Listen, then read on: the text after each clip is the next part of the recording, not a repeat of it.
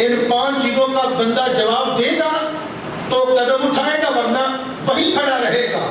احباب گرامی قدر توجہ کریں، وہ دن اتنا سخت دن ہے، اس کی ہم آج اپنے سینے میں فکر پیدا کریں، اس پر ایمان پکا اپنا جو ہے اپنے سینے میں مضبوط کریں اپنا ایمان۔ توجہ کریں، اس دن کے بارے میں اللہ فرماتا ہے اذا الشمس كورت واذا النجوم انكدرت واذا الجبال سيرت واذا العشار عطلت واذا الوحوش حشرت واذا البحار سجرت۔ مالک فرماتا ہے جب سورج کو ہم لپیٹ کے رکھ دیں، سورج لپیٹ دیا جائے گا، تارے جھٹ جائیں گے، اور جو دریا پہاڑ ہیں وہ اس طرح چلیں گے جس طرح روئی چلتی ہے۔ ایک مقام میں اللہ فرماتا ہے وَبُسَّتِ الْجِبَالُ بَسًّا فَكَانَتْ هَبَاءً مُنبَثًّا۔ یہ پہاڑ جن کا وزن کروڑوں ٹن سے بھی زیادہ ہے، ان پہاڑوں کے بارے میں اللہ فرماتا ہے کہ قیامت کے دن پہاڑوں کو ہم ٹکرا ٹکرا کے ریزہ ریزہ کر دیں گے، اور پہاڑ کس طرح ہو جائیں گے؟ فَكَانَتْ هَبَاءً مُنبَثًّا۔ اللہ فرماتا ہے اس طرح چھوٹے چھوٹے غبار کے ذرے فضا میں اڑتے نظر آتے ہیں، اب بھی اڑ رہے ہیں لیکن ہمیں نظر نہیں آ رہے۔ یہ نظر آتے ہیں جب کمرے میں تاریکی ہو اور سورج کی ہلکی سی کرن کھڑکی کی دراڑ سے اندر آئے، باقی کمرے میں تاریکی ہو، چھوٹی سی کرن جب اندر آتی ہے۔ آپ نے اپنی زندگی میں کبھی تجربہ کیا ہوگا کہ صبح صبح اپنے کمرے میں ہو، لائٹ آف ہو، لیکن تھوڑی سی روشنی کی کرن سورج کی اندر آ رہی ہو، باقی کمرے میں اندھیرا ہے، باریک سی اس کرن کے اندر آپ کو چھوٹے چھوٹے ذرے اڑتے نظر آتے ہیں۔ اب بھی اڑ رہے ہیں لیکن سورج کی روشنی زیادہ ہے، یہاں ڈانڈ وغیرہ کی اب نظر نہیں آتے، لیکن اگر اندھیرا ہو، تھوڑی سی روشنی اندر آئے، اس روشنی کے اندر جو چھوٹے چھوٹے ذرے اڑتے نظر آتے ہیں انہیں کہتے ہیں ہباءن۔ قرآن عربی کے اندر اللہ فرماتا ہے تمہارے یہ پہاڑ، یہ آج ہمالیہ ہے، ماؤنٹ ایورسٹ کی چوٹیاں ہیں، K2 کا پہاڑ ہے، یہ پہاڑ باریک ذرات میں تبدیل ہو کے فضا میں اڑنا شروع کرتے ہیں۔ جب پہاڑوں کا یہ حال ہے تو انسانوں کا حال کیا ہو؟ اللہ فرماتا ہے کہ ہم پہاڑوں کو چلائیں گے، اور آگے فرمایا کہ وَإِذَا الْعِشَارُ عُطِّلَتْ، 10 باقی گابر اونٹنیاں ان کے حمل گر جائیں گے۔ وَإِذَا الْوُحُوشُ حُشِرَتْ، بڑے بڑے خون خار جانور، شیر بڑا طاقتور جانور ہے، بھیڑیے کے اندر بڑی پھرتی موجود ہے، چیتے کے اندر بڑا جو ہے چستی، اس کے اندر بڑی چستی ہے، بڑا پھرتیلا پن ہے۔ جو جانور آج نہیں ڈرتے، قیامت کے دن جب سور پھونکا جائے گا تو ہر جانور ڈر کے اکٹھا ہو جائے گا۔ 3 مرتبہ سور پھونکا جائے گا۔ حضور فرماتے ہیں الاولی نفخۃ الفزع،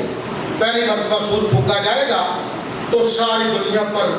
گھبراہٹ طاری ہو جائے گی، ایسی آواز پیدا ہوگی سور کی کہ ہر شے ڈر جائے گی، جانور ڈر جائیں گے، انسان ڈر جائیں گے، ہر چیز کب کپانے لگ جائے گی پہلے سور کے وقت جب پھونکا جائے گا۔ والثانیۃ نفخۃ الصاعقہ، آقا فرماتے ہیں جب دوسری مرتبہ سور پھونکا جائے گا ہر چیز موت کا شکار ہو جائے گی، بلکہ یہ بھی روایات میں آتا ہے کہ ہر چیز دوڑنے لگ جائے گی، باہر والے اندر کو دوڑیں گے، اندر والے باہر کو دوڑیں گے، ساری دنیا ٹکرا کر موت کی وادی میں چلی جائے گی۔ اور تیسری مرتبہ جب سور پھونکا جائے گا والثالثۃ نفخۃ القیام لرب العالمین، جب تیسری مرتبہ سور پھونکا جائے گا تو حضور فرماتے ہیں ہر چیز اٹھ کے کھڑی ہو جائے، قبروں سے مردے نکل آئیں گے، جو اس وقت مرے ہوں گے وہ بھی کھڑے ہو جائیں گے، اور جب پہلی مرتبہ سور پھونکا جائے گا نا تو روایت میں آتا ہے کہ پوری دنیا یوں ہچکولے کھائے گی جس طرح کشتی پانی میں ہچکولے کھاتی ہے، ساری دنیا کی حالت ہوگی، زمین تھرتھرانے لگ جائے گی۔ اور آقا کریم ارشاد فرماتے ہیں، سنیں اپنے آقا کا فرمان، حضور فرماتے ہیں کیف انعم وصاحب القرن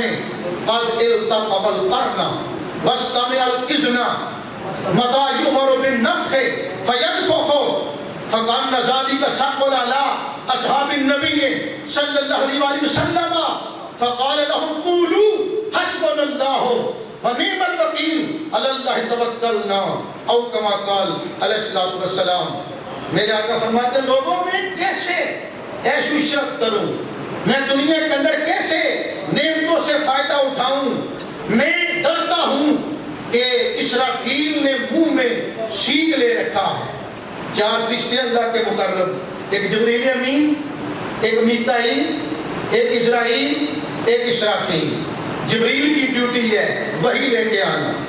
میکائیل کی ڈیوٹی ہے بارش برسانا، لوگوں کو رزق بانٹنا، حضرت اسرائیل کی ڈیوٹی ہے روحیں قبض کرنا، ایک چوتھا فرشتہ ہے اسرافیل علیہ السلام، اس کی ڈیوٹی کیا ہے، اس نے منہ میں سور سینگ لے رکھا ہے، اور اس کی صرف ایک ڈیوٹی ہے، اسے اللہ کہے گا پھونک مار دے تو وہ پھونک مار دے۔ آقا کریم فرماتے مجھے ڈر لگتا ہے کہ میں نعمتوں سے استفادہ کروں، اسرافیل نے منہ میں سور لے رکھا ہے، اور وہ توجہ لگا کے اللہ کے حکم پہ اس نے کان لگا رکھا ہے، وَاسْتَمِعْ الْإِذْنَ کہ کب اسے آرڈر ملتا ہے، مَتَى يُؤْمَرُ بِالنَّفْخِ فَيَنْفُخُ، اسے کب حکم ملتا ہے کہ پھونک مار، اور وہ پھونک مار دے۔ میں تو ڈرتا ہوں، آج ہمیں تقریر کی پرواہ کوئی نہیں، آج ہمارے دل مردہ ہو چکے ہیں، ہمارے دلوں کے اوپر گناہوں کی پان چڑھی ہوئی ہے، لیکن صحابہ ہیں، حضور گفتگو کرتے تھے، صحابہ کی چیخیں نکل جایا کرتی تھی، صحابہ زاروں کتار ہونے لگ جاتے تھے۔ میرے آقا نے تقریر کی، میں گناہ گار، میری زبان میں اثر نہیں، میرے کرتوتوں کے سبب قصور تو میرا ہے نا، اگر میرے اندر عمل نہیں تو میری زبان میں تاثیر نہیں، لیکن میں کہتا ہوں جب منبر پہ منبر والا بیٹھا ہوگا اور حضور بیان کرنے والے ہوں گے، خطبہ دیا کہ میں کیسے نعمتوں سے استفادہ کروں، میں کس طرح عیش و عشرت کروں، اسرافیل نے اپنے منہ میں سور لے رکھا ہے، اور اسرافیل کی کوئی اور ڈیوٹی نہیں، اسرافیل کی ڈیوٹی ہے کہ وہ پھونک مارے، وہ انتظار کرتا ہے کہ کب اللہ حکم کرے تو میں پھونک ماروں۔ حضور فرماتے ہیں پتہ نہیں وہ کب پھونک مار دے تو پھر کیا بنے۔ جب میرے آقا نے یہ خطبہ دیا فَقَأَنَّ ذَلِكَ ثَقُلَ عَلَىٰ أَصْحَابِ النَّبِيِّ صلی اللہ علیہ وآلہ وسلم، صحابہ کے اوپر یہ بات بڑی شاق گزری، ان کی طبیعتیں اچاٹ ہو گئیں، دنیا سے بیدار ہو گئے، صحابہ کرام کی حالت جو ہے غیر جب ہونے لگی، میرے آقا نے فرمایا فَقَالَ لَهُمْ قُولُوا حَسْبُنَا اللَّهُ وَنِعْمَ الْوَكِيلُ، فرمایا میرے غلاموں ڈرنے کی ضرورت کوئی نہیں، جو میں نے قیامت کی ہولناکیاں بیان کی، یہ ساری ہولناکیاں اور تباہیاں یہ تو بے ایمانوں کے لیے ہیں، تم تو میرے غلام ہو، تم کہو کہ ہمارے لیے اللہ کافی ہے، وہ بہترین کارساز ہے، اسی پہ توکل کرتے ہیں۔ میرے آقا نے اشارتاً تسلی دے دی کہ یہ قیامت کا دن جو ہے یہ بے ایمانوں کے لیے یوم وعید ہے، پر میرے دیوانوں کے لیے یوم عید ہے۔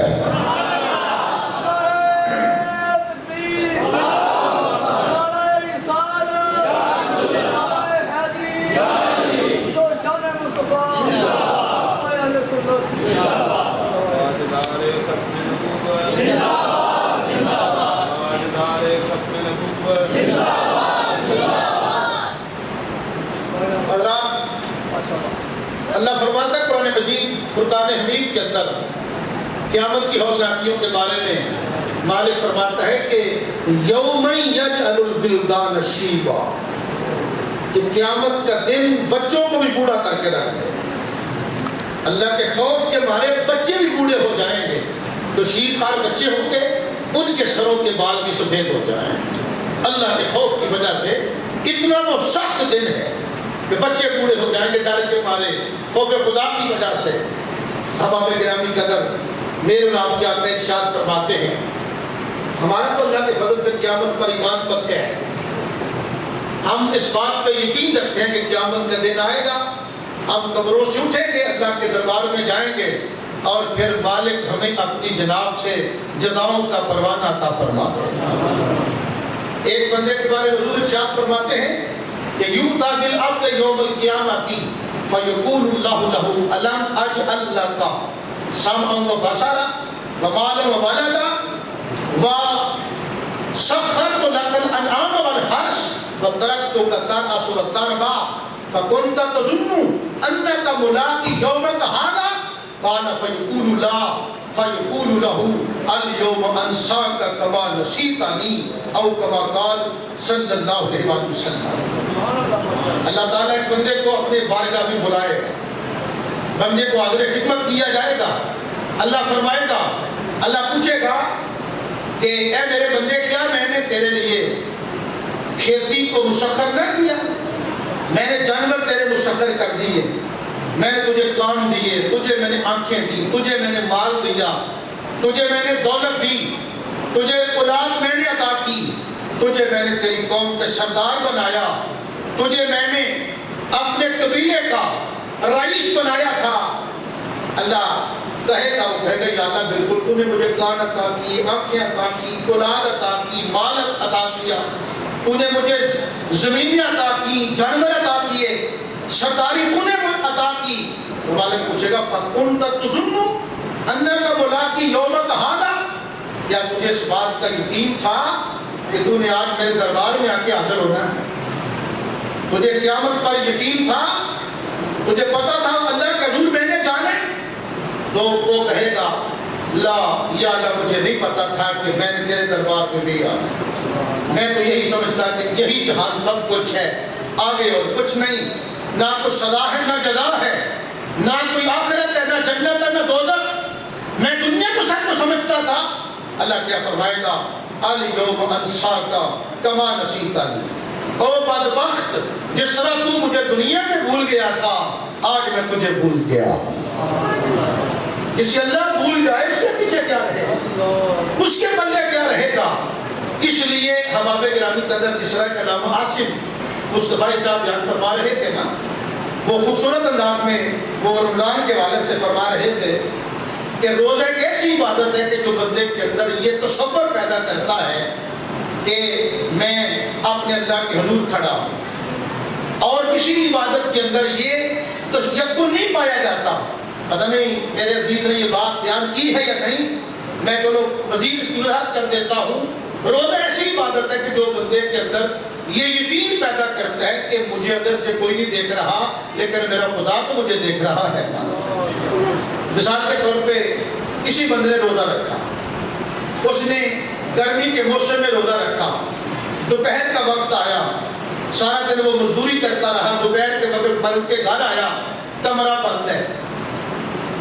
پیاس سے اس کی زبان خشک ہو چکی ہے، بھوک سے نڈال ہے، فریج کو اس نے کھانا کھولا، اندر پھل موجود ہے، ٹھنڈی شربت کی بوتل موجود ہے، کمرہ بھی بند ہے، لیکن وہ کسی چیز کی طرف آنکھ اٹھا کے دیکھنا بھی گوارا نہیں کرتا۔ اس کی بیوی اسے نہیں دیکھ رہی، اس کی اولاد اسے نہیں دیکھ رہی،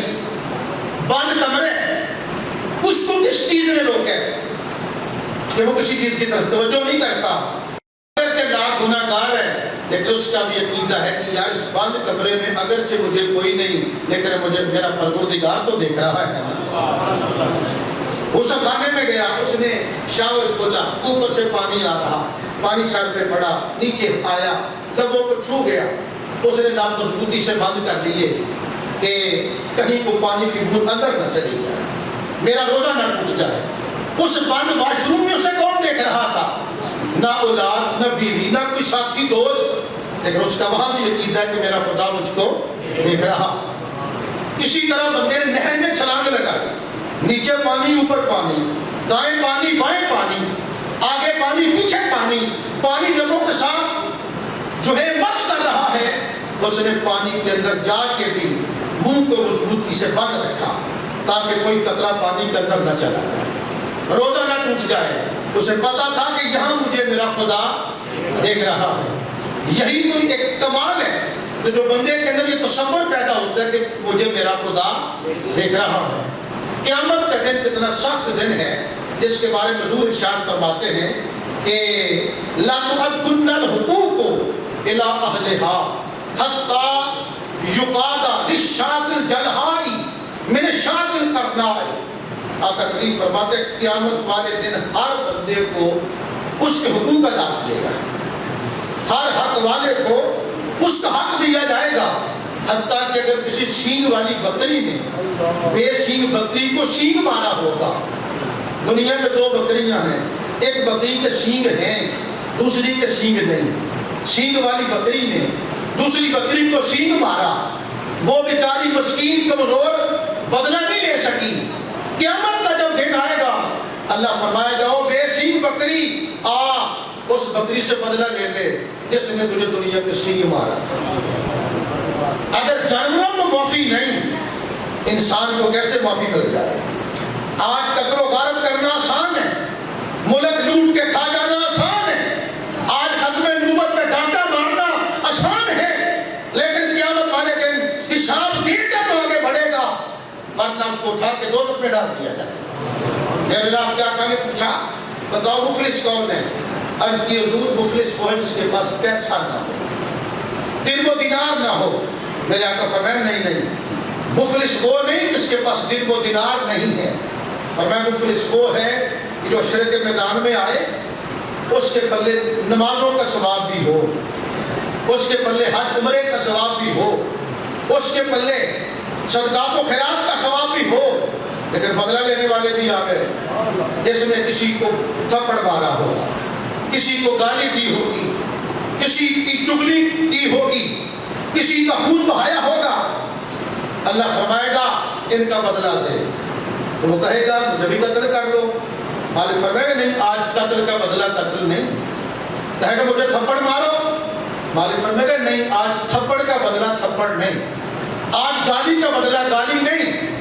عرض کرے گا یا اللہ پھر کروں کیا؟ اللہ فرمائے گا اپنی نیکیاں دے ان کو، ایک بندہ نمازوں کا ثواب لے جائے گا، ایک بندہ اس کی زکات و خیرات کا ثواب لے جائے گا، حتیٰ کہ ہر نیکی ختم ہو جائے گی، اور پھر ہوگا کیا کہ بدلہ لینے والوں کی برائیاں بدلہ دینے والے کے کھاتے میں ڈالی جائیں گی، اور بدلہ دینے والے کو جہنم میں ڈال دیا جائے گا، اور بدلہ لینے والوں کو اللہ جنت میں داخل کر دے گا۔ لیکن میرے حضور فرماتے ہیں کہ باقی ساری عبادتیں بدلہ لینے والے لے جائیں گے، ایک عبادت روزہ رہ جائے گا، اور اللہ کیا فرمائے گا اے میرے بندو جنہوں نے بدلہ لینے اور میں اس کا بدلہ میں چکاتا ہوں، کیونکہ اس نے روزہ میرے لیے رکھا تھا، اس نے روزہ میرے لیے رکھا تھا، اور اس کی جزا بھی میں عطا کروں گا۔ میرے آقا علیہ الصلوۃ والسلام فرماتے کہ اللہ تبارک و تعالیٰ روزے کے صدقے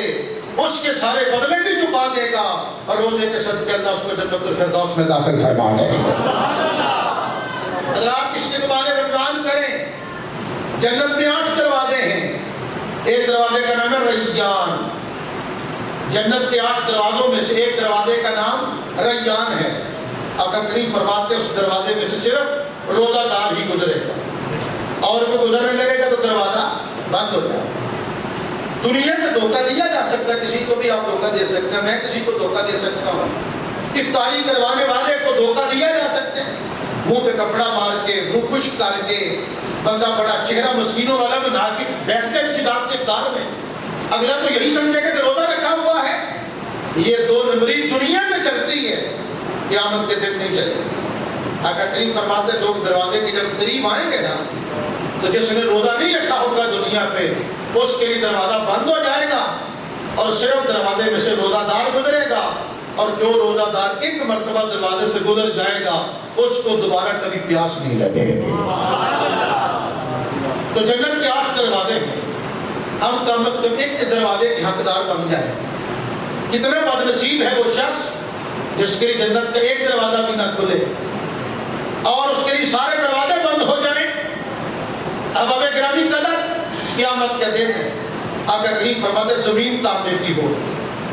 سورج 1 میل پہ یا 2 میل پہ، ترمذی کی حدیث پاک ہے، میل سے مراد یا نیزے یا مسافتی میل مراد ہے،